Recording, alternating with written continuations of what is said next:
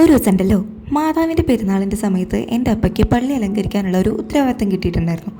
അങ്ങനെ പള്ളി അലങ്കരിക്കാനുള്ള പൂക്കളായിട്ട് ഞങ്ങൾ സിസ്റ്റേഴ്സിൻ്റെ അടുത്ത് പോയി. സിസ്റ്റേഴ്സിൻ്റെ കൂട്ടത്തിൽ സുഗുണ എന്ന് പറഞ്ഞൊരു സിസ്റ്ററിനായിട്ട് ഞങ്ങളന്ന് പരിചയപ്പെട്ടിട്ടുണ്ടായിരുന്നു. സിസ്റ്ററിൻ്റെ അടുത്ത് സംസാരിച്ച് കഴിഞ്ഞപ്പോൾ സിസ്റ്റർ ഞങ്ങളുടെ അടുത്ത് പറഞ്ഞു, സിസ്റ്ററിൻ്റെ കയ്യിൽ അമൂല്യമായിട്ടുള്ള ഒരു സാധനമുണ്ട്. മറ്റൊന്നും ആയിരുന്നില്ല, വിശുദ്ധ എവുപ്രാസ്യമ ഉപയോഗിച്ച ടവലായിരുന്നു അത്.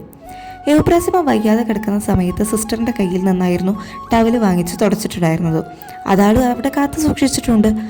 വിശുദ്ധ പദവിയിലേക്ക് എവുപ്രാസ്യമ ഉയർത്തിയപ്പോൾ ബിഷപ്പിൻ്റെ ആവശ്യപ്രകാരം ആ ടവൽ തിരിച്ച് സുഗുണ സിസ്റ്ററുടെ കയ്യിൽ നിന്നും വാങ്ങിച്ച് ഒല്ലൂർ മഠത്തിൽ വെച്ചിട്ടുണ്ട്.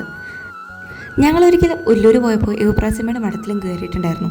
അപ്പോൾ എവുപ്രാസ്യമ ഉപയോഗിച്ച വസ്തുക്കളുടെ കൂട്ടത്തിൽ സിസ്റ്റർ സുഗുണയുടെ കയ്യിൽ നിന്ന് ലഭിച്ച ടവൽ എന്ന് പറഞ്ഞുകൊണ്ട് ആ ടവൽ അവിടെ ഇരിക്കുന്നത് കണ്ടിട്ടുണ്ടായിരുന്നു.